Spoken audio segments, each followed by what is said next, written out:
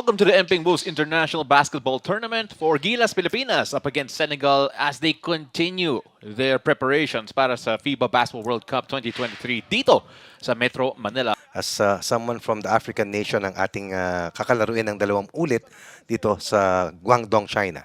Taking a look at the starters here for both teams as they get going. Talking about Senegal, si Lamine Sambe with the first three-pointer of the game. On the possible final roster for the FIBA World Cup come August 25th. Good rejection here for the green shirts who definitely have the size and heft advantage over the Philippines. Again, speaking about size advantage, athleticism advantage as well as we take a look at that finish coming from Senegal.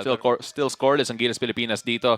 As you may now notice, as we all do, wala pong scoreboard na nakita because the feed is coming from China. A lot of players already seeing action in the NBA, but more than that, this has been a powerhouse nation in the continent of Africa. As we take a look at Junmar Fajardo knocking in the first basket for Team Philippines. Ito naman si Badio ulit. Working on RR Pogoy, another three, not that time. And the big boys of Senegal get another rebound. Junmar Fajardo trying to stop it but cannot hold off si Yusofa Ndoye. Speaking of foot speed, Kiefer Ravenna finding Ray Parks pero wala pa rin. Junmar Fajardo showcasing his strength and the finish. Ooh, it didn't matter that Ndoye was there. Junmar was just too big. That's before your time, coach, diba? Yes, Just yes. making sure. Nabasa ko lang. Nabasa mo lang. Tama yan. As another Ito hindi drive nabasa yung atake sa basket. Second scoring surge for the Philippines heading into the third quarter wherein he scored 7 straight points at doon tayo lumayo ng gusto as Jamie Malonzo knocks in the first three ball for the Philippines. Suddenly a bigger lineup dito para sa Pilipinas. Surge dribble, the pull-up shot right over the extended arms of CJ Perez. 16-7 in favor of Senegal. Coming off two mid-range shots as CJ Perez has scored or assisted in the last 4 points for Team Philippines. And with Junmar Fajardo checking out, that'll be interesting to see how they will defend as plays like that. They're going to try to exploit an alley-oop there off the drive. CJ Perez, the drive, the dribble. AJ Edu sa gitna, swatted away.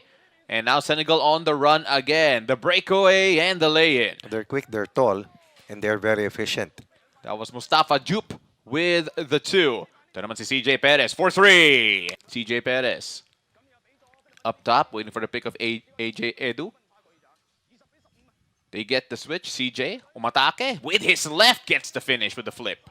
As we take a look at Senegal's drive again. That time, CJ Perez able to tap it off to Calvin Oftana. Ito naman si Renza Bando playing quick, looking for AJ Edu. Almost got the three ball to go instead. Ito naman si CJ Perez getting the offensive rebound. The three, that's good. We see the Philippines only behind by a one-possession deficit at the turn of the first quarter. And they kick it out again. Fall. Going inside, and that's how Jamie Malonzo can defend when he has the size disadvantage. Excellent defense coming from Malonzo against a bigger counterpart. And then he attacks on the return play. With the hook shot there, throwback to the 80s. No problem.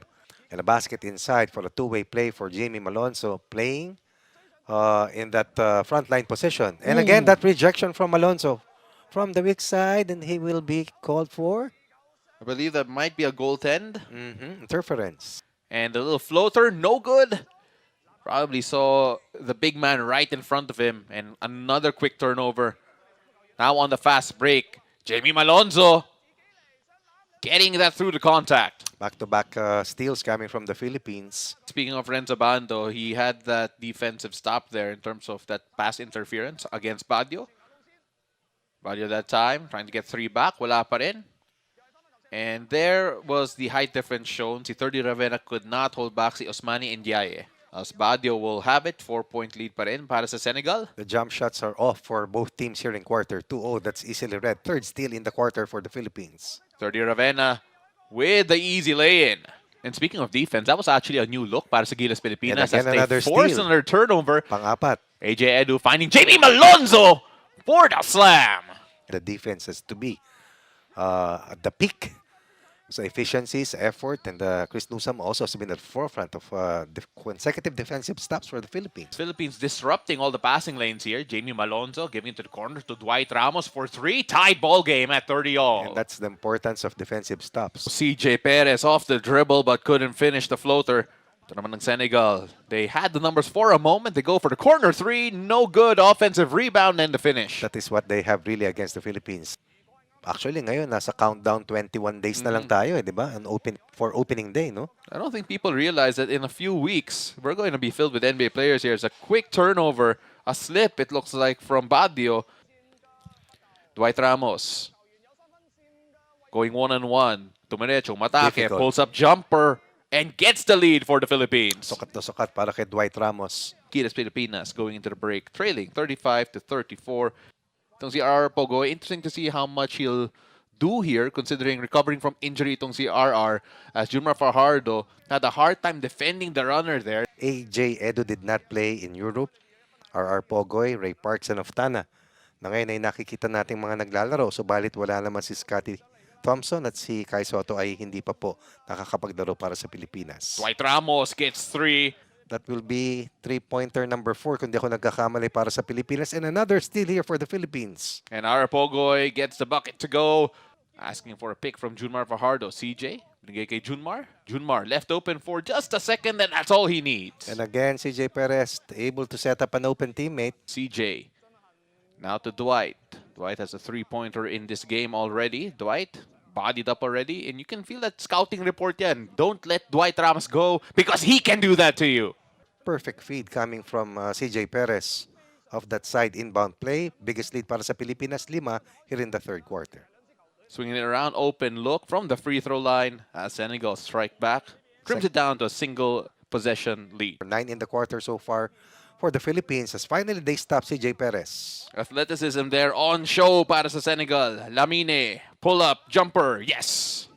And that is a good defensive possession there for Gilas Pilipinas. Perfect rotation. No easy shots, even on the cross matches. And then a feed by Malonzo to Fajardo. First basket since the first quarter. Giving them a taste of their own medicine. Correct. Kanina pa siya inuunahan at iniiwanan. Lamine swinging that around. From the corner, that's good. Tied ball game here, 45-all. You felt that there was no other way that was going to end, that he was going to take the shot no matter what. And on the other end, getting a bit of help, a lot of help from the bank. Getting the pick there from Renz Abando. Renz trying to make something happen here. Wow. Senegal doing a lot better job with the second chance opportunities as they find an open man 4-3 and get that to fall. AJ Edu with the roll. Renzabando pull up 3 straight away. Has scored the last 5 points for the Philippines in 2 possessions. Gilas Pilipinas, who were in the receiving end of a 10-0 run, find a way to strike back and trim the lead down to just 3. But here Senegal finding their range from beyond the arc. For back to a 6-point lead for them. Unti-unting umangat yung percentage at kaya nakuha nila muli yung kalamangan. Kiefer trying to answer back with 3 of his own. 56-53 in favor of Senegal, as Gilas Pilipinas had the lead momentarily but was unable to keep it, and now have one more quarter to try and turn this around. Calling for a horn set here. Kiefer on the attack, looking for options. But look at AJ Edu. AJ almost got a no man's land, but spins around. Quarterbacking here, giving it to AJ Edu, handing it off to Chris Newsom. Now Junmar Fajardo.